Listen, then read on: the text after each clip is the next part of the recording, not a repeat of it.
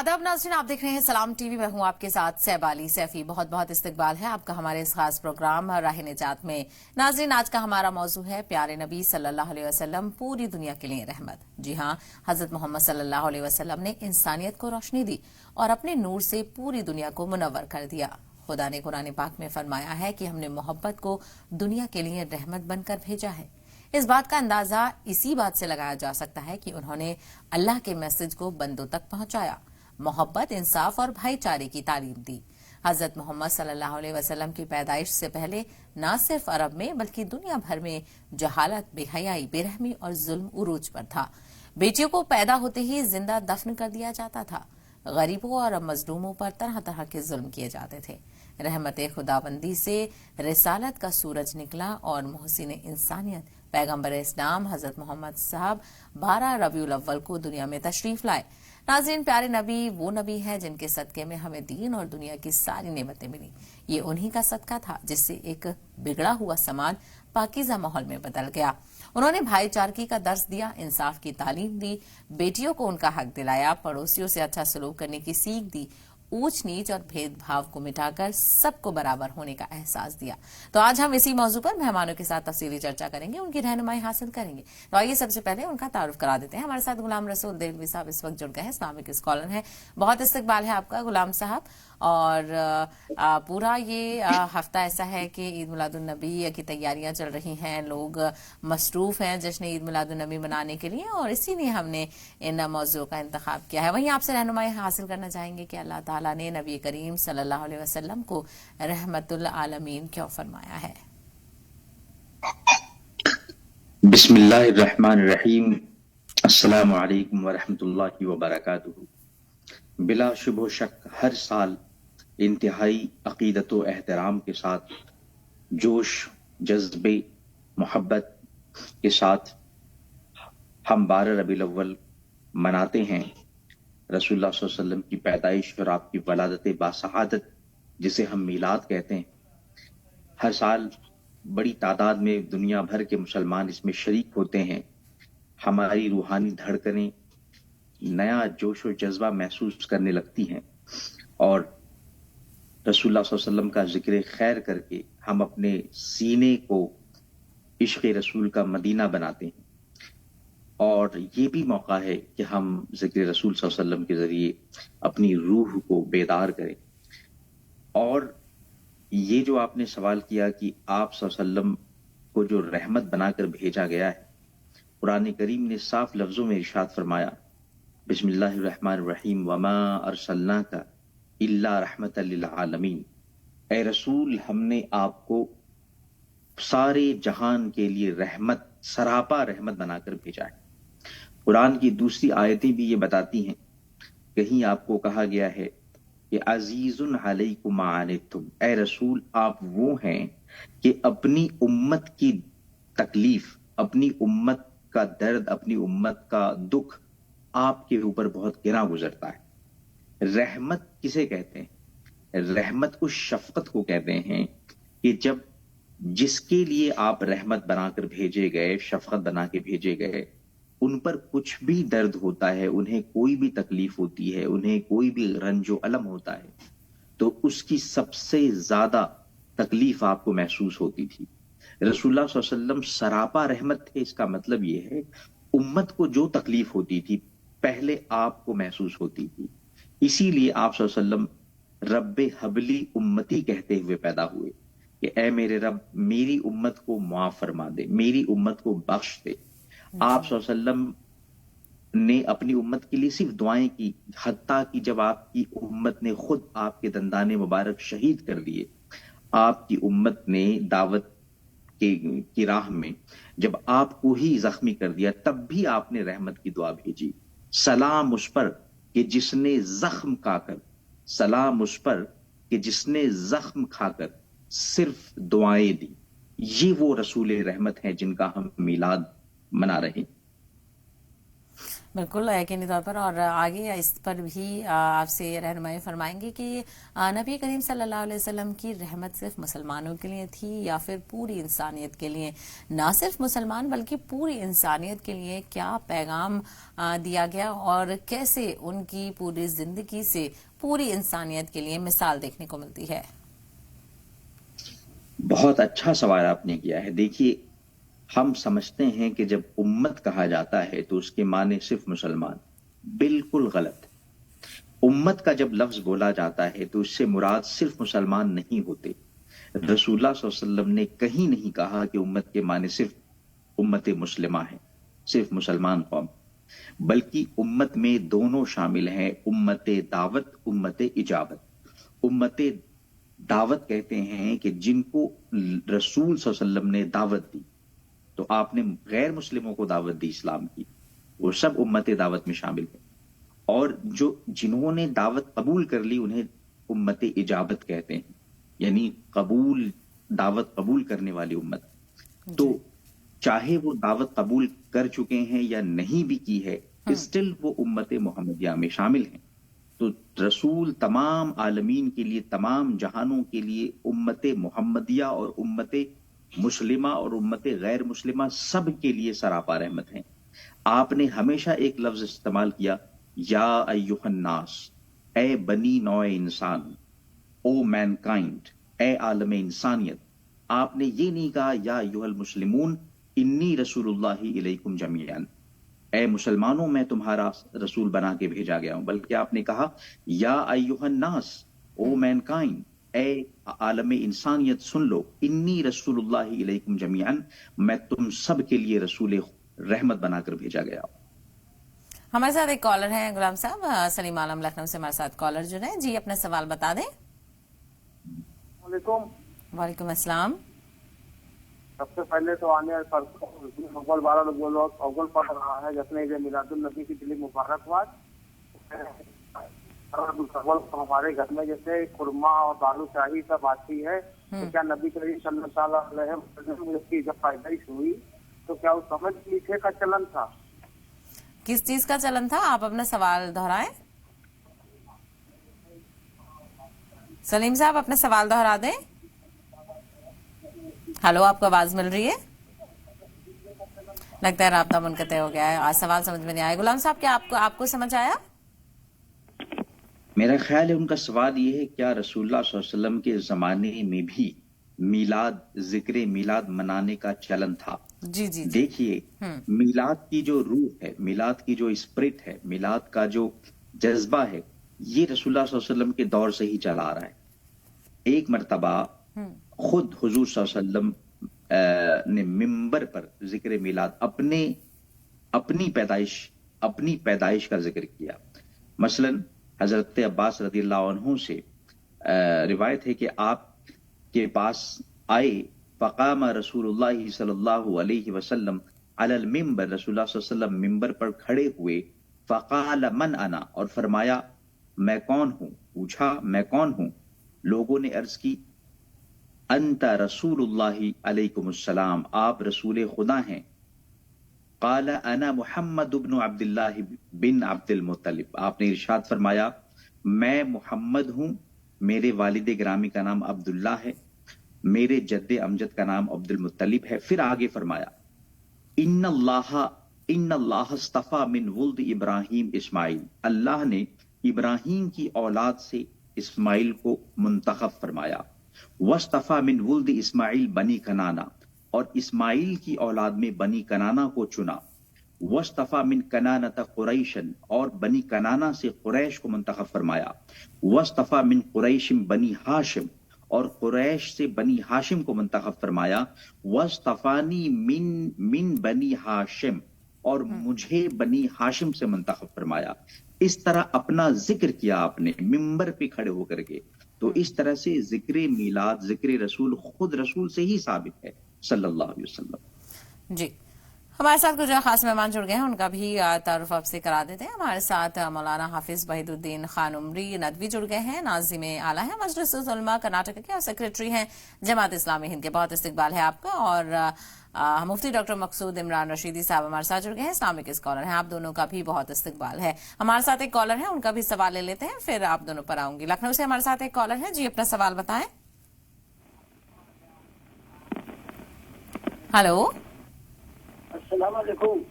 वालेकुम अस्सलाम जी। मोहम्मद जुबैर बोल रहा हूँ जी। कल मैंने एक हदीस पढ़ी थी, माशाल्लाह मोहतरम जनाब मकसूदुल हसन साहब ने उसको समझ लिया था, लेकिन उन्होंने दूसरे को दे दिया था। जी हाँ, कल मैंने एक हदीस पढ़ी थी, जी जी, मकसूदुल हसन साहब ने उसको समझ लिया था, लेकिन उन्होंने दूसरे को दे दिया। उन्हें साहब कह दिया, मुझको समझ नहीं पाया। ऐसा है, ये शायर जो है 12 साल से अली है बिस्तर पे, मखलूज है। आज कोई सवाल करना चाहते हैं आप? ये तो कल मैंने जो बात कही थी उस पे अल्लाह के रसूल सल्लल्लाहु अलैहि वसल्लम के वजन पे बात की थी कि वजन उनको तौला किया था ना। अच्छा अच्छा, ने उनको तौला उससे की थी। ठीक है। रसूल अल्लाह सल्लल्लाहु अलैहि वसल्लम मक्के में शेबे बनी हाशिम के अंदर 9 रबीउल अव्वल एक आमुल फील यौम दोशंबे सुबह के बाद पैदा हुए। मैं इससे फील की तिलावत करना चाहता हूँ, अगर इजाजत तो मैं पढ़ दूँ। ठीक है, कीजिए।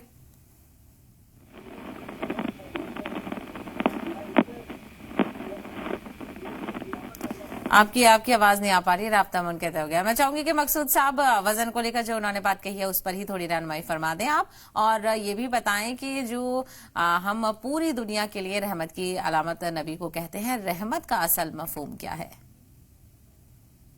बिस्मिल्लाहिर्रहमानिर्रहीम। यकीनन हमारे जुबैर साहब बहुत अच्छी मालूमात रखते हैं और हदीसों को, कभी कुरान मजीद की आयत को हमारे सामने बयान करते हैं और उसका खुलासा वो पूछना चाहते हैं।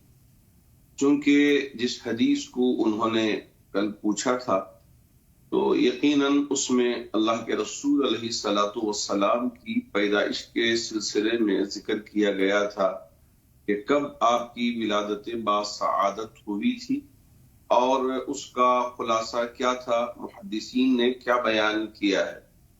तो बस चूंकि एक मुख्तलफी मसला होता है तो उस सिलसिले में अगर हम बात न करें तो वो ज्यादा मुनासिब होता है। अल्लाह के रसूल अलैहिस्सलातु वस्सलाम की विलादत बासआदत के सिलसिले में मशहूर कौल ये है कि आप 12 रबीउल अव्वल को दुनिया में तशरीफ लाए, और इसके अलावा भी मुख्तलिफ कौल बयान किए गए हैं मुहद्दिसीन ने। अब चूंकि इस सिलसिले में बहस मुबाहसे में पढ़ेंगे तो इससे कुछ फायदा नहीं होगा, तो मैं हमेशा इस बात का ख्याल रखना चाहता हूँ, क्योंकि सलाम टीवी का ये प्लेटफॉर्म एक मुत्तफक अलैह प्लेटफॉर्म है। यहाँ से कुछ ऐसी बातें लोगों तक पहुंचाई जाए जिससे लोगों को फायदा पहुंचे। एक इल्मी बहस ना हो, बल्कि इल्मी बहस के लिए उलमा बैठें और आपस में तकरार करें तो वो ज्यादा मुनासिब होगा। क्योंकि सलाम टीवी के इस प्लेटफॉर्म से एक अवाम का बहुत बड़ा तबका माशाअल्लाह मुस्तफीज होता है और इसे देखता है और इसे सुनता है, और खास तौर पर हमारी खवातीन भी, जिनको इल्मी बहस से कोई उतना ज्यादा ताल्लुक नहीं होता। तो इस वजह से हमारी कोशिश ये होती है कि हम उन बातों को जिक्र करें जो आम हो और रोजमर्रा की जिंदगी में पेश आने वाले मसाइल हों, और इसी तरह मुख्तलिफ चीजें जो जहनों को परेशान करते रहते हैं कि मुझे अगर इसका हल मिल जाए तो बहुत अच्छा होगा। तो अल्लाह का शुक्र है कि माशाअल्लाह सलाम टीवी ने मुख्तलिफ उलमा की जमात को यहाँ बिठाया और बिठा के इनके दरमियान में एक बाहमी इत्तिहाद पैदा करवाया, और इत्तिहाद के इस प्लेटफॉर्म से उम्मत मुस्लिमा की रहनुमाई की माशाअल्लाह कोशिश कर रहे हैं। अल्लाह रब्बुल जुल जलाल सलाम टीवी की इस छोटी सी कोशिश को अपनी बारगाह में कबूल फरमाकर उलमा में भी और खास तौर पर अवाम में भी ایک اتحاد پیدا فرمائے اور ہر قسم کے مسلکی اور مشربی لڑائی جھگڑوں سے اللہ ہماری حفاظت فرمائے. بالکل بالکل یہی مقصد ہے کہ ان ساری موضوع پر اور ان سارے جو یہ ڈفرینسز ہیں ان پر بات چیت کی جائے اور ان کو ختم کرنے کی ایک ادنا سی کوشش ہے، اور امید ہے کہ اللہ قبول کرے گا اور لوگ بھی اس چیز کو سمجھیں گے. آپ نے بہت خوب کہا. میں سوال کا جواب بعد میں لوں گی. سید محسن بنگلور سے جڑ گئے، ان کا سوال پہلے لے لیتے ہیں. جی سید محسن، سوال بتائیں. جی السلام علیکم. وعلیکم السلام. جی میں ایک دو مقامات کے بارے میں جانکاری جاننا چاہتا ہوں. مسجد مدینہ منورہ کے جو ہم زیارت کرنے جاتے ہیں اکثر صبا مسجد کر کے ہے، وہ جنگ کے دوران صبا مسجد ہے، 7 مسجد ایک ہی جگہ ہے. میں یہ جاننا چاہتا ہوں ہمارا آقا صلی اللہ علیہ وسلم جنگ کے ٹائم پہ 7 مسجدیں مقامات کس لیے بنائی، یہ جاننا چاہتا ہوں. دوسرا اور ایک جاننا چاہتا ہوں میں شہید شہدا، یعنی شہید شہدا کے پاس جبل احد کے پاس میر حمزہ عباس رضی اللہ تعالیٰ جو مدفین کیے حضور کے ہمارا آقا صلی اللہ علیہ وسلم کے چاچا. اچھا، انہوں شہید ہونے کے بعد جو جنازہ لے کے آ رہے تھے، شہید ہونے کے بعد جیسا جیسا جنازہ لے کے آ رہے تھے جنت البقیہ کے پاس، ویسے ویسے پہاڑ بھی آنے لگ گئے تھے کر کے سننے میں آیا. کہاں تک صحیح ہے میں جاننا چاہتا ہوں علماء کرام سے. ٹھیک ہے. میں چاہوں گی کہ مولانا وحید الدین صاحب آپ ان کے سوال پر رہنمائی فرما دیں. جی بسم اللہ الرحمن الرحیم، الحمدللہ والصلاۃ والسلام علی رسول اللہ وعلی آلہ وصحبہ ومن بعد. مسجد قباء دیکھیے اللہ کے رسول صلی اللہ علیہ وسلم نے سب سے پہلی مسجد مدینہ طیبہ پہنچنے کے بعد جو بنائی وہ مسجد قباء ہے. پھر اس کے بعد اللہ کے صلی اللہ علیہ وسلم نے مسجد نبوی کی تعمیر فرمائی. تو مسجد قباء کی فضیلت بھی ہے. اللہ کے وسلم نے بتایا کہ جو شخص اپنے گھر سے یا جہاں بھی ٹہرتا ہے، زائرین وغیرہ ہیں تو جس مقامات پہ وہ ٹہرتے ہیں، وضو کر کے وہ باوضو مسجد قباء پہنچے اور وہاں 2 رکعت نماز پڑھے تو اللہ تعالیٰ اسے عمرے کا اجر عطا کرتے ہیں. یہ صحیح حدیث سے ثابت ہے. اور مسجد قباء اس لیے کہتے ہیں کہ اس مقام پر جو ہے ایک قبیلہ آباد تھا، تو اس قبیلے کی ضرورت کے لحاظ سے جو ہے وہاں مسجد تعمیر کی گئی تھی. اور جہاں تک آپ نے سب مساجد کے سلسلے میں جو بات کہی ہے، دراصل جو ہے سب مساجد اللہ کے وسلم نے نہیں بنائی تھی، وہ مقام خندق ہے. تو وہاں جو ہے لڑائی لڑی گئی تھی، جو اسلام کی آخری جو جنگ تھی وہ غزوہ خندق ہونے سے پہلے. تو اس میں پورے 12,000 کا لشکر پورے عرب سے سمیٹ کر جو ہے مدینے کی اس چھوٹی سی بستی کو ختم کرنے کے لیے آیا تھا. تو حضرت سلمان فارسی رضی اللہ تعالیٰ کے مشورے پر اللہ کے رسول صلی اللہ علیہ وسلم نے ایک جانب جو ہے جہاں سے دشمن حملہ ور ہو سکتا تھا، 3 طرف سے، تو 2 طرف سے تو پتھریلی زمین تھی اور ایک طرف پہاڑ تھے، تو ایک ہی طرف سے راستہ تھا جہاں سے دشمن آ سکتا تھا. تو حضرت سلمان فارسی نے کہا کہ اللہ کے وسلم، ایران میں جو ہم لوگ جنگیں لڑتے تھے تو اس وقت ہم لوگ وہاں خندق کھود دیا کرتے تھے تاکہ دشمن جو اس کو پھلان کے نہ آ سکے. تو آپ کے مشورے پر اللہ کے رسول صلی اللہ علیہ وسلم نے وہاں خندق کھودی تھی، اور دشمنوں کے عربوں کے لیے وہ ایک نئی چیز تھی. جب وہ دشمن وہاں پہنچے تو ان کو مفاجہ ہوا، یعنی ان کو سرپرائز ہوا، تو وہ پریشان ہو گئے. تو اس کی وجہ سے وہ پھاند کر نہیں آ سکے. تو تقریباً 25 دن تک انہوں نے اس کا محاصرہ کیا. پھر اللہ تعالیٰ نے تیز و تیز آندھیوں کے ذریعے ان کو وہاں سے بھیج دیا. وہ لوگ جو ہے شکست کھا کر وہاں سے چلے گئے. تو اس مقام پر جو ہے چونکہ ایک تاریخی مقام ہے، اس لیے بعد میں ٹرکی دور میں جب وہاں ترکیہ حکومت تھی اور خلافت عثمانیہ جو ایک بہت بڑے حصے پر جو ہے زمین کی ان کی خلافت تھی جی، تو ترکی دور میں انہوں نے جو ہے وہ مسجدیں تعمیر کی، اسے سب مساجد کا نام انہوں نے دیا تھا. تو وہی وہ ایک نشانی کے طور پر ہے، اسے اللہ کے رسول صلی اللہ علیہ وسلم نے تعمیر نہیں کیا تھا. جی بہتر. ہمارے ساتھ مہاراشٹر جھارکھنڈ سے ایک کالر ہے. مہاراشٹر والے کالر اپنا سوال بتا دیں.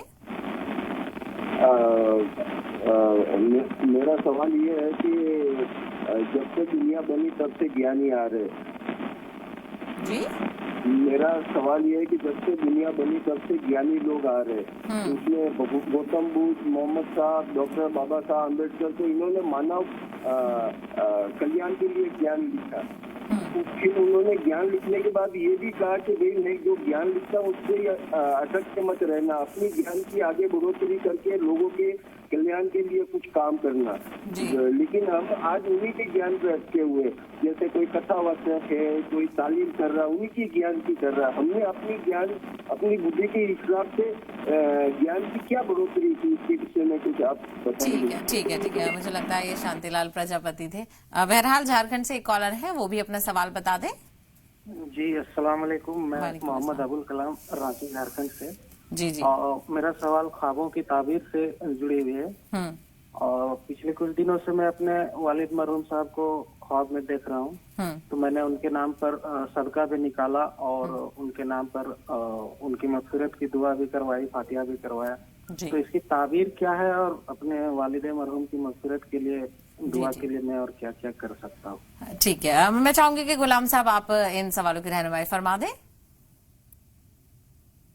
مجھے دوسرا سوال سمجھ میں آیا ہے، پہلا نہیں آیا تھا. دوسرا سوال جو خواب کی تعبیر سے متعلق ہے، دیکھیں میرے بھائی، آپ نے جو خواب دیکھا ہے، اگر آپ نے یہ خواب فجر کی نماز کے آس پاس دیکھا ہے تو یقین جانیے فجر کے وقت کا جو خواب ہوتا ہے وہ الرؤیا الصادقہ کہلاتا ہے، یعنی سچا خواب. خواب میں جو آپ نے دیکھا وہ صادق ہے، وہ سچا ہے، آپ کو ایسا ہی کرنا ہے.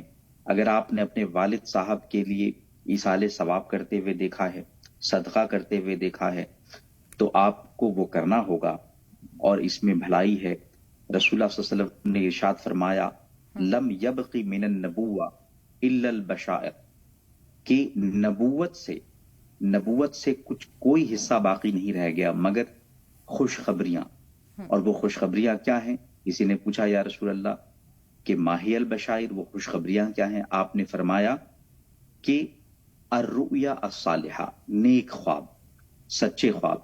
تو یہ جو آپ نے دیکھا کہ آپ نے اپنے والد گرامی کے لیے صدقہ کیا ہے، ایصال ثواب کیا ہے، تو یہ نیک خواب ہے، اور اس خواب کو تکمیل تک پہنچانا حقیقی زندگی میں یہ آپ کا کام ہے.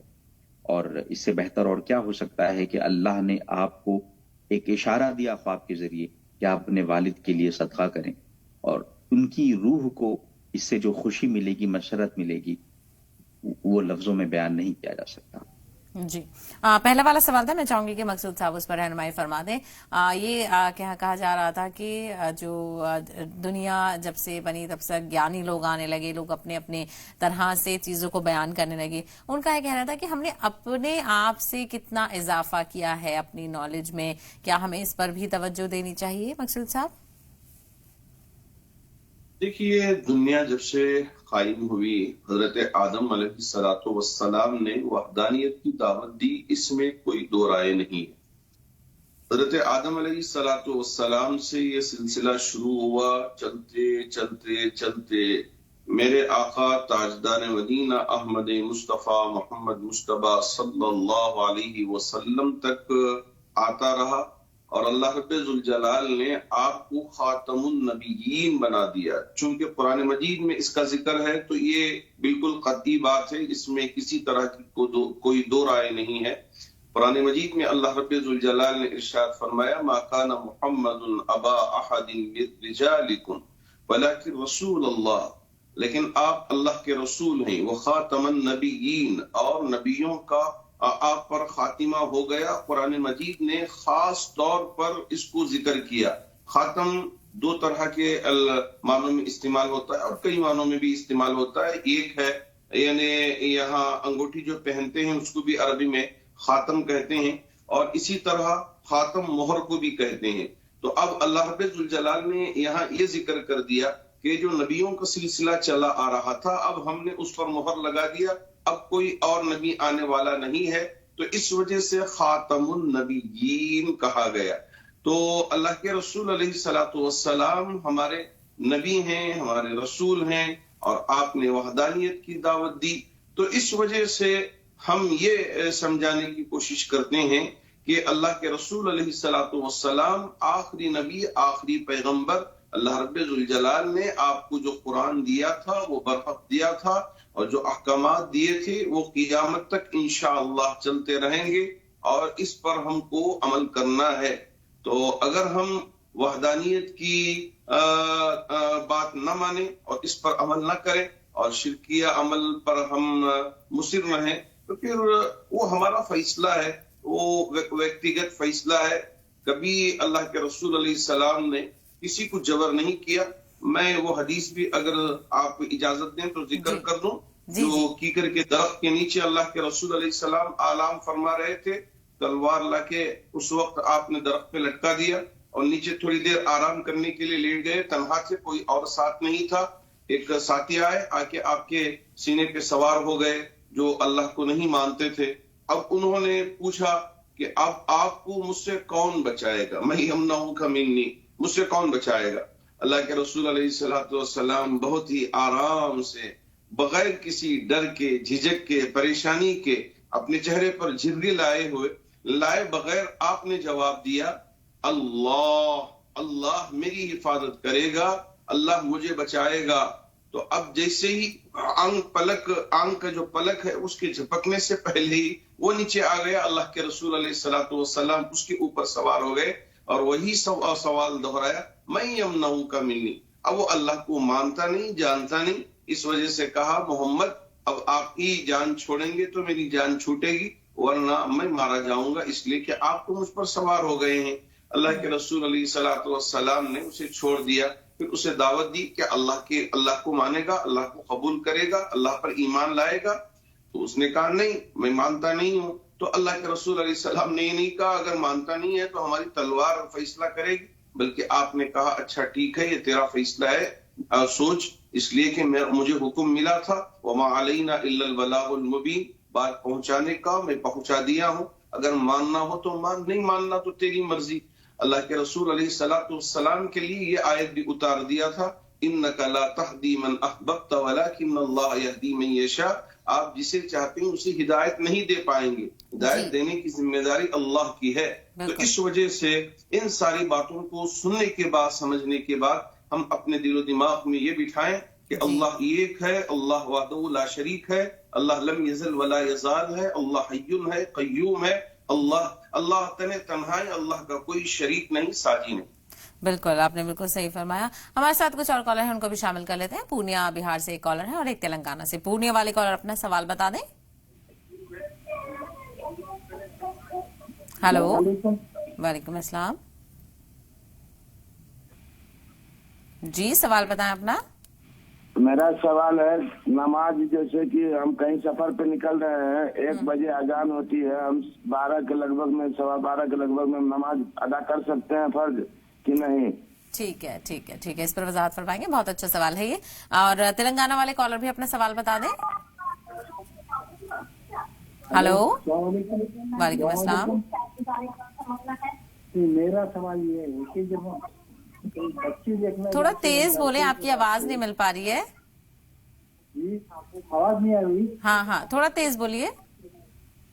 ہم لڑکے کے واسطے، لڑکی دیکھنے کے واسطے جب جاتے ہیں تو لڑکے کو ایک نظر دیکھنے کی اجازت ہے شریعت میں، کیا اس کے والد کو بھی دیکھنے کی اجازت ہے لڑکی کی؟ اچھا ٹھیک ہے ٹھیک ہے، آپ کا سوال سمجھ آ گیا۔ وحید الدین صاحب، آپ سے چاہوں گی پہلے والے سوال کا جواب دے دیں کہ اگر ہمیں سفر پہ جانا ہے، ہماری ٹرین 1 بجے کی ہے اور ہمیں تھوڑا وقت سے پہلے نکلنا ہے، تو کیا ہم 12 کے آس پاس فرض نماز ادا کر سکتے ہیں؟ جی دیکھیے، نمازوں کے لیے اللہ تعالیٰ نے اوقات مقرر فرمائے، ان الصلاۃ کانت علی المؤمنین کتابا موقوتا، مومنوں پر جو ہے وقت پر نماز پڑھنا یہ اللہ تعالیٰ نے فرض ٹھہرایا ہے۔ تو وقت ہونے سے پہلے نماز آپ نہیں پڑھ سکتے ہیں۔ 12 کے آس پاس پہ نماز ظہر کا وقت نہیں ہوتا ہے، آج کل جو ہے 20:25 پر جو ہے زوال ہو رہا ہے، زوال کے 10 منٹ کے بعد آپ نماز پڑھ سکتے ہیں، یعنی 12:40 کو نماز آپ پڑھ سکتے ہیں۔ سفر میں کوئی چیز مانے نہیں ہے، آپ دوران سفر بھی کہیں بھی سواری پر بھی نماز پڑھ سکتے ہیں، جیسی حالت میں آپ پڑھ سکتے ہیں اسے بیٹھ کر پڑھ سکتے ہیں، کھڑے ہو کر نہ پڑھ سکے تو اس کی گنجائش ہے، ٹرین میں، بس میں، ہوائی جہاز میں، کسی بھی پڑھ سکتے ہیں، اس میں کوئی چیز مانے نہیں. اللہ تعالیٰ نے دین میں بہت آسانی رکھی ہے، تو آپ اس پر عمل کر سکتے ہیں. اس لیے اس کو پیشگی پڑھنے کی ضرورت نہیں ہے، وقت سے پہلے وقت میں پڑھنا چاہیے. جی بالکل آپ نے یہاں پر صحیح کہا کہ اگر دیری ہو رہی ہے اور کہیں نکلنا ہے تو ہم فرض کی ادائیگی کر سکتے ہیں. اس پر اور بھی میں رہنمائی چاہوں گی مقصود صاحب سے، لیکن اس سے پہلے غلام صاحب جو سوال کیا تھا انہوں نے کہ اگر ہم لڑکی دیکھنے جا رہے ہیں تو کیا ایک نظر دیکھ سکتے ہیں لڑکی کو، کیا والد دیکھ سکتے ہیں، مطلب کون دیکھ سکتا ہے، یا پھر اس کو لے کر کیا کہا گیا، اس پہ تھوڑی وضاحت فرما دیں. بہتر جواب مفتی صاحب دیں گے، لیکن دیکھیے اگر والدین گئے ہیں دیکھنے کے لیے، جو بزرگ ہیں، جو ولی ہیں، ولی کہتے ہیں کہ نکاح میں جو ذمہ دار ہوتے ہیں لڑکی لڑکے کے، تو ان کو یہ اجازت ہے فقہی طور پہ کہ وہ دیکھ سکتے ہیں اور وہ اپنی ثوابدید کے مطابق طے کر سکتے ہیں. باقی مفتی صاحب مزید اس کی وضاحت فرمائیں. ٹھیک ہے، میں مفتی صاحب پر ہی آؤں گی. مقصود صاحب یہ اس پر بھی وضاحت کر دیں آپ. اور جو پہلا سوال تھا کہ پوری دنیا کے لیے نبی کریم کو رحمت بتایا گیا ہے، تو رحمت سے اصل مفہوم کیا ہے؟ دیکھیے، شریعت مطہرہ نے اجنبیہ کو دیکھنا ممنوع قرار دیا ہے. البتہ جس خاتون سے نکاح کا ارادہ ہو، اطمینان قلب کی خاطر رسول اکرم صلی اللہ علیہ وسلم نے مرد کو اسے دیکھنے کی اجازت دی ہے، جس کی وجہ سے فقہاء کرام نے اسے مستحب قرار دیا ہے. تو یعنی ملحوظ رہے کہ یہ جو مخطوط بھی کو دیکھنے کا حکم اس شخص ہے جس کا اس سے نکاح کا ارادہ ہو، اور نہ کہ اس مرد کے والد کو جب تک بیٹے کا نکاح نہ ہو جائے تو اس مرد کے والد کے لیے نامحرم ہی رہتی ہے، اور نامحرم کو بالقصد بلا ضرورت دیکھنا ممنوع ہے. تو یہ بالکل فتاوی میں لکھا گیا ہے. تو میں کہنا یہ چاہوں گا کہ جو جس کا نکاح ہونے جا رہا ہے اگر وہ دیکھنا چاہے تو اس کے لیے گنجائش ہے، اور بلکہ مستحب قرار دیا ہے. لیکن والد صاحب یہ بھی دیکھ لیں، پھر اس کے بعد چچا بھی دیکھ لیں، پھر تایا بھی دیکھ لیں، پھر اس کے بعد سارے مرد احباب لڑکی کو دیکھنے کے لیے جائیں، اس کی گنجائش شرعاً نہیں ہے. یہ بات تو ہو گئی. بالکل یہ واضح ہو گیا. جی مقصود صاحب، پھر یہ سوال میں روکنا چاہوں گی. ایک اور کالر ہمارے ساتھ جڑ گئے ہیں بہار سے. جو کالر ہے وہ بھی سوال اپنا بتا دیں. جی جی کہہ رہے جو پیٹ میں بچہ ختم ہو جاتا ہے اس کا حقیقہ ہو سکتی ہے؟ مقصود صاحب اس کا جواب دے دیں. نہیں، میں سوال ان کا سوال یہ ہے، انہوں نے کہا کہ اگر پیٹ میں ہی حمل میں ہی بچے کی موت ہو جاتی ہے تو کیا اس کا عقیقہ کرنا چاہیے؟ کیا ہو سکتا ہے عقیقہ؟ نہیں، بالکل اس کے عقیقے کرنے کی ضرورت نہیں ہے. عقیقہ جو ہوتا ہے وہ زندوں کے لیے، مثال کے طور پہ بچہ زندہ پیدا ہوا تو 2 بکرے ذبح کریں یا 2 حصے لے لیں بڑے جانوروں میں. تو اس طرح حکم ہے. اگر ماں کے پیٹ میں ہی اولاد دنیا میں آنے سے پہلے ہی وفات پا جاتی ہے تو اب نہ اس کے لیے نماز جنازہ ہے، نہ اس کے لیے یعنی اس کے لیے کوئی برابر کفن دینے کی بھی ضرورت نہیں ہے. کپڑے میں لپیٹ لیا اور کسی مسلمان قبرستان میں لے جا کر اس کو دفن کر دیا تو اتنا کافی ہو جائے گا. جی بہتر. اور میں آپ کے پاس آؤں، میں اس سے پہلے وحید الدین صاحب کے پاس جانا چاہوں گی. وحید الدین صاحب، جنگ کے موقع پر بھی بتایا جاتا ہے، کہا جاتا ہے کہ نبی کریم صلی اللہ علیہ وسلم رحمت کا پیغام دیتے تھے. وہ کس طرح سے پیغام دیا کرتے تھے اور کیسے لوگوں کو موٹیویٹ کرتے تھے، آپ سمجھنا چاہیں گے؟ جی، اللہ کے رسول صلی اللہ علیہ وسلم سراپا رحمت تھے. ہر حالت کے لیے، کائنات کی ہر چیز کے لیے پیارے نبی صلی اللہ علیہ وسلم جو ہے رسول رحمت تھے. مارسلک اللہ رحمت للعالمین، اللہ تعالیٰ نے آپ کے بارے میں کہا ہے. تو جنگ کے سلسلے میں اللہ کے رسول صلی اللہ علیہ وسلم کے جو احکامات ہیں، اگر کوئی اس کا مطالعہ کرتا ہے تو تفصیل سے اس میں اللہ کے رسول صلی اللہ علیہ وسلم نے ایسے بہترین اصول بتائے ہیں کہ دنیا کے کسی اور شخص نے نہیں بتائے ہیں. اللہ کے رسول صلی اللہ علیہ وسلم نے جس مقام پر جنگ ہوتی ہے دشمنوں کے جگہ میں، ان کی زمینوں کو بگاڑا نہ جائے، ان کے کھیتوں کو برباد نہ کیا جائے، عورتوں کو قتل نہ کیا جائے، بچوں کو قتل نہ کیا جائے، اور جتنی ضرورت ہے اور جنگ کے قابل جو لوگ ہوتے ہیں جن کا سامنا ہوتا ہے، جن سے مقابلہ ہوتا ہے، صرف ان کے ہی ساتھ جنگ کی جائے. اور جنگ بھی جو ہے وہ عدل و قسط کے نظام کو قائم کرنے کے لیے ہوتی ہے، عدل و قسط کے لیے ہوتی ہے، زمین سے ظلم کو مٹانے کے لیے ہوتی ہے. تو صرف اس مقصد کے حد تک ہی جنگ لڑی جاتی ہے. تو اللہ کے وسلم نے اس طرح کے سارے بہترین اصول و ضوابط دیے ہیں. ناحق کسی کا خون بہانا جو ہے وہ پوری انسانیت کا خون بہانا اللہ کے وسلم نے کہا ہے. من قتل نفسا بغیر نفس فکأنما قتل الناس جميعا. جس نے کسی ایک انسان کا بھی ناحق اگر خون بہا دیا گیا، اس نے پوری انسانیت کا خون بہا دیا ہے. تو پیارے نبی صلی اللہ علیہ وسلم کی بہت ہی واضح تعلیمات جو ہے حالت جنگ کے سلسلے میں ہیں. تو اس طرح سے معلوم ہوتا ہے کہ آپ حالت جنگ میں بھی جو ہے اللہ کے رسول صلی اللہ علیہ وسلم جو ہے سراپا رحمت تھے. اور جو اسلامی جنگیں جو ہوئی ہیں وہ انتہائی ناگزیر حالات میں ہوئی ہیں، اور وہ بھی ظلم کو مٹانے کے لیے ہوئے ہیں. انسانوں کے گردنوں سے انسانوں کے خدائی کے خلادے کو نکالنے کے لیے ہوئے ہیں. انسانوں نے اپنے ہی جیسے انسانوں کو غلام بنا رکھا تھا، ان پر وہ اپنے خدائی جتاتے تھے اور ان سے وہ غلامی کرواتے تھے اور پر ظلم و زیادتی کرتے تھے.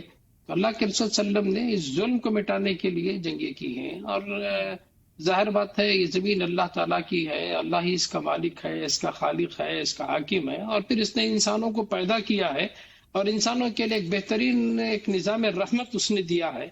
تو اگر لوگ اس کو درہم برہم کر دیتے ہیں، انسانوں پر ظلم کر دیتے ہیں، ان کو خانوں میں بانٹ دیتے ہیں، اور پھر جو ہے ان کے مالوں پر، ان کی جانوں پر جو ہے وہ مالکانہ حقوق حاصل کر لیتے ہیں، تو ظاہر بات ہے جیسے کچھ دنیا میں ہو رہا ہے. ہم دیکھ رہے ہیں کہ طاقتور ملک جو ہے کمزور ملک کو کھایا جاتا ہے، طاقتور کمزور کو کھایا جا رہا ہے.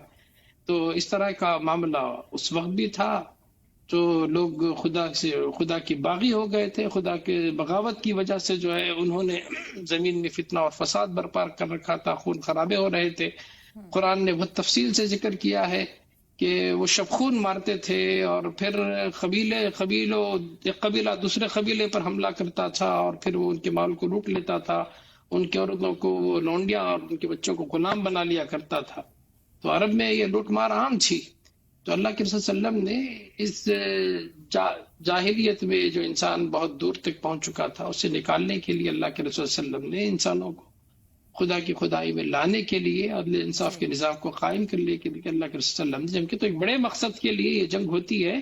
یہ ناحق خون بہانے کے لیے نہیں ہوتی ہے، یہ اپنے حکومت کے دائرے کو بڑھانے کے لیے نہیں ہوتی ہے، یہ دشمنوں کے مالوں پر قبضہ کرنے کے لیے نہیں ہوتی ہے، ان کی عورتوں کو لونڈیاں بنانے کے لیے، ان کے بچوں کو غلام بنانے کے لیے نہیں ہوتی ہے، بلکہ یہ عدل و قسط کے نظام کو قائم کرنے کے لیے ہوتی ہے. تو اللہ کے رسول صلی اللہ علیہ وسلم نے اس بلند مقصد کے لیے کیا، اس کے لیے بہترین اصول اللہ کے رسول صلی اللہ علیہ وسلم نے دیا. اس لیے اب دیکھتے ہیں کہ 23 سالہ زندگی میں پوری تاریخ انسانی کا سب سے کم خون بہا اور سب سے بڑا انقلاب جو ہے پوری تاریخ انسانی میں اللہ کے رسول صلی اللہ علیہ وسلم نے برپا کیا.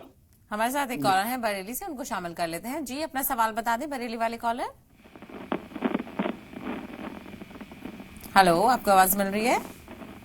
ہلو، بریلی سے بول رہے ہیں؟ جی سوال ہے.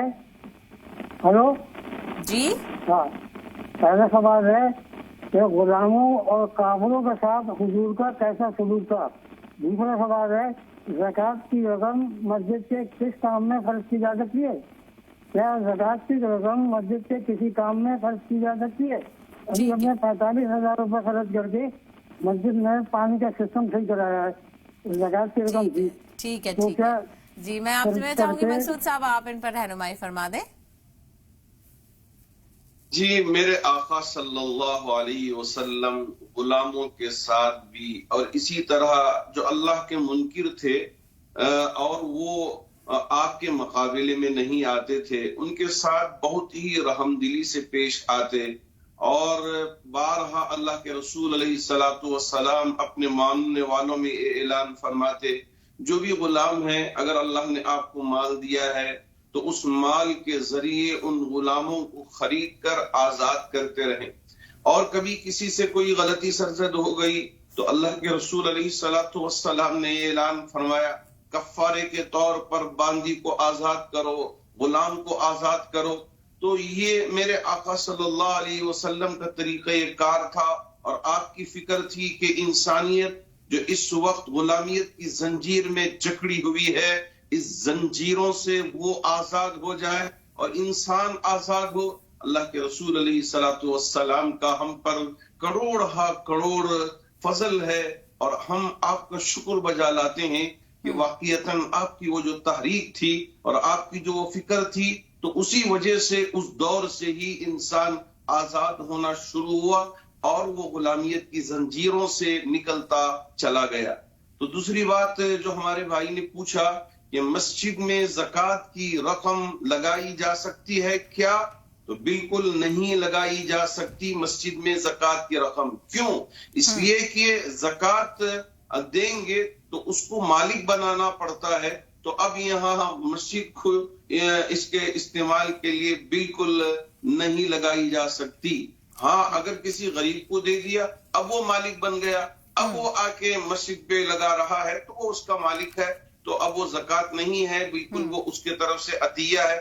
تو عطیے کا مال مسجد کی تعمیر میں یا مسجد کی کسی ضرورت میں لگایا جا سکتا ہے، لیکن زکوٰۃ کی یا صدقے کی رقم کو مسجد کی تعمیر میں یا کسی بھی ضرورت میں نہیں لگایا جا سکتا. اور اسی میں ایک سوال ایڈ کرنا چاہوں گی مقصود صاحب کہ بہت سارے لوگ ایسے ہوتے ہیں جو مسجد میں امام ہوتے ہیں، ان لوگوں کی مدد بھی کرتے ہیں.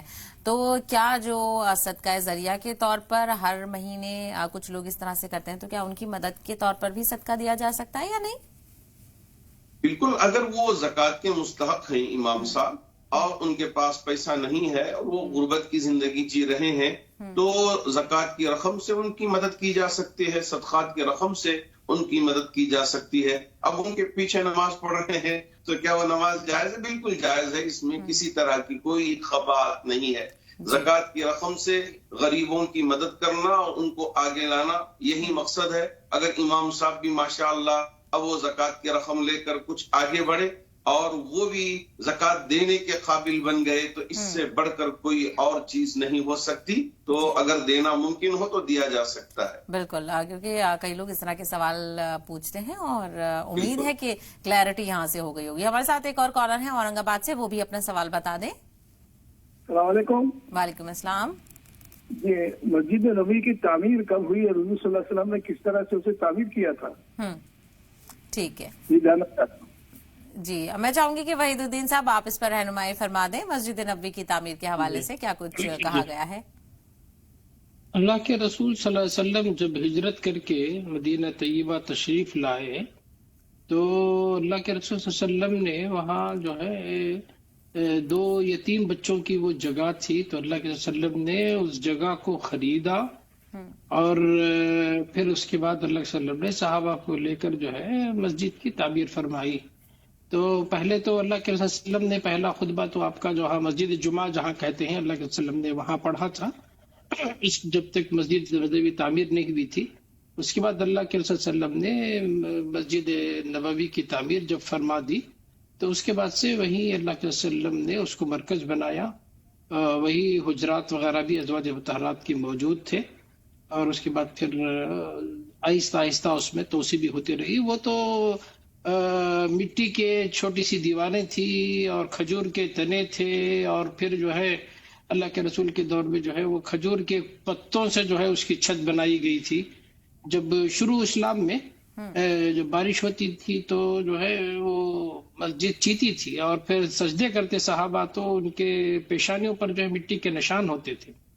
تو بہرحال اس کے بعد جب الحمدللہ دار اسلام بڑھتا گیا، اللہ کے رسول صلی اللہ علیہ وسلم نے باقاعدہ ایک اسٹیٹ قائم کر دیا مدینے میں، تو پھر اس کے بعد جو ہے اس کی مرمت کی گئی اور اس کو بہت اچھے انداز سے اس کو پھر تعمیر کی گئی. پھر عہد صدیقی میں حضرت ابوبکر صدیق رضی اللہ تعالیٰ عنہ کے دور میں پھر مزید توسیع ہوئی، پھر حضرت عمر رضی اللہ تعالیٰ عنہ کے دور میں توسیع ہوئی، پھر حضرت عثمان کے دور میں توسیع ہوئی، پھر توسیع ہوتی چلی گئی. اب آپ کی جو صورت اس وقت جو صورت ہے وہ آپ دیکھ رہے ہیں کہ وہاں جو ہے 10 لاکھ لوگوں سے زیادہ جو ہے بلکہ 15-20 لاکھ تک لوگ جو ہے وہاں ایک وقت نماز پڑھ سکتے ہیں. جی ہمارے ساتھ ایک اور کالر ہے دلی سے، ان کا سوال بھی لے لیتے ہیں. جی اپنا سوال بتائیں. دلی سے کالر ہمارے ساتھ ہے. ہلو، آپ کو آواز مل رہی ہے؟ السلام علیکم. وعلیکم السلام. ہمارا سوال یہ ہے کہ وہ کوئی وقت کی جیسے نماز پڑھو تو اس کے پہلے بسم اللہ کرنی چاہیے یا نہیں نیت باندھنے کے پہلے؟ ایک سوال تو یہ ہے، اور ایک سوال یہ ہے کہ میری بیٹی ہے جو رات میں سونے کے سمے دانت اس کے بگتے ہیں بہت. ٹھیک ہے جی جی مقصود صاحب رہنمائی فرما دیں سوال. دیکھیے بعض احباب بسم اللہ الرحمن الرحیم کو سورہ فاتحہ اور اسی طرح ضم سورت کا ایک حصہ مانتے ہیں اور بعض احباب نہیں. تو اس وجہ سے اگر آہستہ سے بسم اللہ الرحمن الرحیم پڑھ لیتے ہیں تو وہ بہت زیادہ مناسب ہے. جیسے اب سورہ فاتحہ پڑھنے سے پہلے بسم اللہ الرحمن الرحیم، پھر اس کے بعد سورہ فاتحہ پڑھ رہے ہیں، اور اسی طرح ضم سورت چھوٹی چھوٹی صورتیں ہیں تو اسی صورت میں وہاں آپ بسم اللہ الرحمن الرحیم آہستہ سے پڑھ کے پھر اس کے بعد زور سے ضم سورت پڑھ لیتے ہیں اگر وہ جہری نمازیں ہوں تو یہ مناسب رہے گا. اور اسی طرح بڑی صورت ہے تو وہاں درمیان سے اگر پڑھتے ہیں تو وہاں وہ اس وقت نہیں پڑھا جا رہا ہے تو مناسب رہے گا. جی اور دوسرا سوال یہ تھا کہ یہ اپنی بچی کا ذکر کر رہی تھی کہ جب وہ رات میں سوتی ہے تو دانت اس کے کٹ کٹ کرتے ہیں، تو شاید یہ کمزوری کی وجہ سے یا اس کا کوئی اور معنی بھی سمجھا جا سکتا ہے؟ دیکھیے ایک تو یہ ہے کہ ڈاکٹروں سے بھی اس سلسلے میں آپ رہنمائی حاصل کریں، اور دوسری بات یہ ہے کہ منزل پوری پڑھ کے اس بچی کو دم کرے اور اس کا پانی اور اس پانی پہ کسی پانی پہ پھونک کے وہ پانی بھی پلائے. اگر کسی بھی طرح کی کوئی یعنی اس وقت شیطانی طاقتیں ہیں بہت زیادہ کام کر رہی ہیں تو ہو سکتا ہے کہ کچھ اثر ہو تو اللہ اسے زائل کر دے ان آیات کی برکت سے اور آپ کے پڑھنے کی برکت سے. اور اگر کوئی طبی مسئلہ ہو تو ڈاکٹرز کے ذریعے رہنمائی حاصل کر لی جائے تو امید ہے کہ اس بچی کو آسانی بھی ہو اور شفا بھی مل جائے انشاءاللہ. جی جی جی بنگلور سے ایک کالر ہے، ان کو بھی شامل کر لیتے ہیں. جی اپنا سوال بتائیں. جی السلام علیکم محترمہ، سید محسن بات کر رہا ہوں. پھر سے میں کال لگا لیا، معاف کرنا، کیونکہ مجھے ایک سوال کا جواب مل گیا، دوسرے سوال کا جواب نہیں ملا مجھے. جی جی. میرا ایک سوال تھا آخری سوال علماء اکرام سے، خاص کر مقصود رام صاحب سے. حضور کے چاچا میر حمزہ عباس رضی اللہ تعالیٰ عنہ شہید شدہ یعنی جبل احد کی جنگ کے ٹائم پہ شہید ہونے کے بعد مدفن ادھر ہی کر دیے، کیونکہ وہ جنازہ لے کے آ رہے تھے. پہاڑ اتنی محبت کر رہا تھا، یہاں تک سننے پہ آیا پہاڑ بھی جنت البقیہ کے قریب آ گیا کر کے، آنے لگ گیا کر کے، ایسا معلومات کہاں تک صحیح ہے؟ جی مقصود صاحب رہنمائی فرما دیں. جی دیکھیے واقعتاً اللہ رب ذوالجلال نے اللہ کے رسول علیہ الصلوۃ والسلام کے جو چچا حضرت امیر حمزہ رضی اللہ تعالی عنہ جو دشمنوں نے ان پر وار کیا اور خاص طور پر جو وحشی تھے انہوں نے تیر چلایا تھا، جس کی وجہ سے وہ زخمی ہوئے اور ان زخموں کے بعد وہ دنیا سے رخصت ہو گئے. تو اور یہاں سامنے تو نہیں آئے تھے، وہ پیچھے سے ہی انتقال کر گئے تھے. اور سب سے بڑی بات جو دکھی ہے وہ یہ کہ آپ کا مسلح بنایا گیا تھا. مسلح کا معنی ہے آپ کے ہونٹ کاٹے گئے تھے، آپ کی ناک کاٹی گئی تھی اور آپ کے کان کاٹے گئے تھے، اور ساتھ ساتھ آپ کی کھوپڑی بھی قطر کے الگ کر کے ہندا نے اس میں شراب پیا تھا. تو اللہ کے رسول علیہ الصلوۃ والسلام نے جب اپنے پیارے چچا کو دیکھا تھا تو اس وقت آپ کو بڑی کوفت ہوئی اور پریشانی بھی ہوئی. تو اللہ کے رسول علیہ الصلوۃ والسلام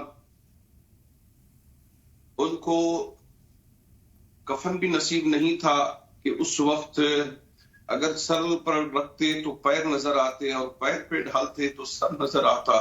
تو اللہ کے رسول علیہ السلام سے پوچھا گیا کہ کیا کیا جائے. آپ علیہ الصلوۃ والسلام نے فرمایا کہ سر کو ڈھک دیا جائے اور پیروں پہ گھاس ڈال دیا جائے یا کوئی اس طرح پتے کی چیزوں کو ڈال کے ڈھانک دیا جائے اور پھر آپ کو دفن کر دیا جائے.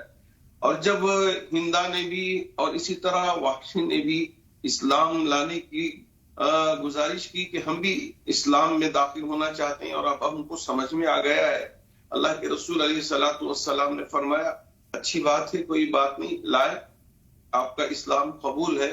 لیکن وحشی سے فرمایا وحشی میرے سامنے نہ آنا، پیچھے رہ جانا، اس لیے کہ جب تم سامنے آؤ گے تو میرے پیارے چچا امیر حمزہ کا چہرہ نظر آنے لگتا ہے، اور نبی کے دین میں کوئی خرابی ہو یا کوئی بات ایسی پیش آ جائے جس کی وجہ سے آپ کو نقصان پہنچے، میں یہ نہیں چاہتا، تو اس لیے ہمیشہ حضرت وحشی پیچھے رہتے تھے، اور ان کو یہ ملال بھی رہتا تھا کہ مجھ سے کتنی بڑی غلطی سرزد ہو گئی.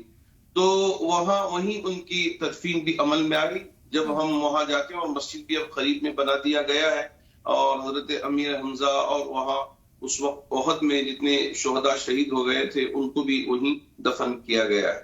جی ہمارے ساتھ ایک اور کالر، اب کالر اب نہیں ہے. بوڑھوں اور کمزوروں کے حق میں نبی کریم صلی اللہ علیہ وسلم کی رحمت بھرا رویہ کیسا تھا، اور وہیں نبی کی رحمت کا اثر گھر پریوار کی تربیت پر کیسے پڑتا تھا، اس پر رہنمائی چاہیں گے وحید الدین صاحب آپ سے. اللہ کے رسول صلی اللہ علیہ وسلم جو ہے بڑوں کا خیال رکھتے تھے. آپ نے فرمایا من لم یرحم صغیرنا ولم یوقر کبیرنا فلیس منا، کہ وہ جو ہم میں سے نہیں ہے جو چھوٹوں پر شفقت نہیں کرتا، بڑوں کا احترام نہیں کرتا. اور بعض لوگوں نے اپنے کسی امام کے سلسلے میں رسول صلی اللہ علیہ وسلم سے شکایت کی، لمبی نماز پڑھتے ہیں، تو اللہ کے رسول صلی اللہ علیہ وسلم نے ان کو ڈانٹا، کہا، اور غالباً وہ حضرت معاذ بن جبل کا واقعہ ہے، فتان انت یا معاذ، اے معاذ کیا آپ فتنہ پیدا کرنا چاہتے ہیں؟ جب نماز پڑھاؤ تو مختصر نماز پڑھاؤ، اب اس لیے کہ تمہارے پیچھے مریض ہوتے ہیں، بوڑھے ہوتے ہیں، بزرگ ہوتے ہیں، عورتیں ہوتی ہیں، بچے ہوتے ہیں، اس لیے آپ کو جو ہے اس کا خیال رکھنا چاہیے. اور اللہ کے رسول صلی اللہ علیہ وسلم کی پوری سیرت بتاتی ہے کہ آپ نے بڑی حد تک جو ہے اس کا خیال رکھا ہے بزرگوں کا ہمیشہ، اور ہر محفل میں اس کا لحاظ آپ رکھا کرتے تھے. آپ کی ساری تعلیمات اس سلسلے میں بھری پڑی ہیں. جی، اور دوسری کیا بات پوچھ رہی تھی آپ؟ جی، گھر میں کس طرح سے ان کے پیغام جو جی گھر میں گھر پریوار کی تربیت پر کیسے اثر پڑتا ہے؟ جی اللہ کے رسول صلی اللہ علیہ وسلم سراپا رحمت تھے، گھر میں بھی آپ رحمت تھے. حضرت ام المؤمنین عائشہ سے اللہ کے رسول صلی اللہ علیہ وسلم نے سراپا رحمت تھے، آپ نرمی کا معاملہ کرتے تھے. ایک مرتبہ حضرت عمر رضی اللہ تعالیٰ گھر میں حضرت ابوبکر داخل ہوئے، دیکھا کہ بہت سارے ازواج مطہرات ہیں اللہ کے صلی اللہ علیہ وسلم کے اطراف بیٹھی ہوئی ہیں، اور آپ سے نان نفقہ اور پھر اپنی کچھ خواہشات کا مطالبہ وہ کر رہی ہیں. تو پھر حضرت عمر رضی اللہ تعالیٰ عنہ بھی آئے، تو جو ہے اس کے بعد جو ہے وہ بھاگ کے چلی گئی اندر. تو حضرت عمر رضی اللہ تعالیٰ عنہ نے کہا کہ اے اللہ کی دشمنوں، کیا تم جو ہے مجھ سے ڈرتی ہو، اللہ کے وسلم سے نہیں ڈرتے؟ تو صحابیات نے کہا کہ اللہ کے وسلم آپ کی طرح سخت گیر نہیں ہے، سخت دل نہیں ہے، اللہ کے وسلم رحمت ہیں ہمارے لیے، آپ کے ساتھ ہم کھل کر بات کر سکتے ہیں. حضرت عائشہ المؤمنین عائشہ سے اللہ کے وسلم نے کہا، عائشہ سن لو کہ الرفق ما کان فی شیء الا زانہ وما نجا من شیء الا شانہ، نرم خوئی جس چیز میں ہوگی وہ جو ہے اس کو سوار دیتی ہے، اور جس چیز سے وہ نکال لی جاتی ہے اس کو وہ رسوا کر کے چھوڑ دیتی ہے. تو اس طرح سے آپ کا معاملہ انتہائی کریمانہ اخلاق کا ہوتا تھا. اس سے پہلے بھی بات آئی ہے کہ اللہ کے وسلم گھر والوں کے ساتھ تعاون فرماتے تھے، کام و کاج میں ان کا ہاتھ بٹاتے تھے، اور بے پناہ ٹوٹ کر ان سے محبت کرتے تھے، ان کی ضرورتوں کا، ان کے جذبات کا پورا خیال اللہ کے وسلم رکھتے تھے. کہ اب کی 11 بیویاں تھی، ہر بیوی یہ سمجھتی تھی کہ اللہ کے وسلم سب سے زیادہ محبت مجھ سے کرتے ہیں، سب سے زیادہ خیال میرا رکھتے ہیں. حالانکہ اللہ کے وسلم پر نبوت کی جو عظیم ذمہ داریاں تھی اس کے لحاظ سے آپ پر عادل کرنا، مساوات کا معاملہ کرنا آپ پر لازم نہیں تھا، لیکن اس کی وجود اللہ کے وسلم نے تمام کے ساتھ پورا عادل کیا، تقسیم میں سب کے ساتھ آپ نے برابری کی. ام المؤمنین عائشہ رضی اللہ تعالیٰ عنہ صلی اللہ علیہ وسلم کی زیادہ محبت تھی، وہ قلبی معاملہ تھا. تو اللہ کے رسول اللہ تعالیٰ سے دعا کرتے، اللہ تعالیٰ جس چیز کا میں مالک ہوں، جس چیز کا میں مالک نہیں ہوں اس پر میرا مواخذہ تو نہ کرنا. جی بالکل، یقینی طور تو اس طرح سے سراپا رحمت تھے سب کے لیے. آپ جی گھر کے اندر بھی گھر کے باہر بھی. پوری دنیا کے لیے مثال ہیں، اور پوری دنیا کے لیے کس طرح سے رحمت کا پیغام عام کیا، یہ آج ہم نے سمجھا. بہت شکریہ آپ دونوں کا اس حوالے سے رہنمائی فرمانے کے لیے اور اپنا قیمتی وقت دینے کے لیے. اور فی الحال اس خاص پیشکش میں اتنا ہی. آداب.